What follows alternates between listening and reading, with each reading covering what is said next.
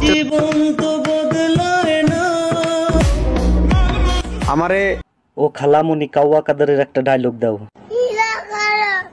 কোথা থেকে এলো?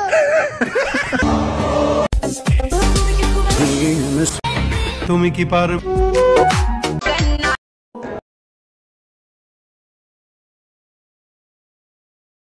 আপনারা অনেকেই মানিক ভাই, আপনি সে একটা কথা বলছেন। বলতেছেন ডক্টর ইউনূস সাহেবকে কেন সরকারের ক্ষমতা দেওয়া হলো, সে কেন সরকারের দায়িত্ব নিল, একজন সুদখোরকে কেন আমরা সরকার বানাইলাম, এই কথাগুলো অনেকেই বলতে।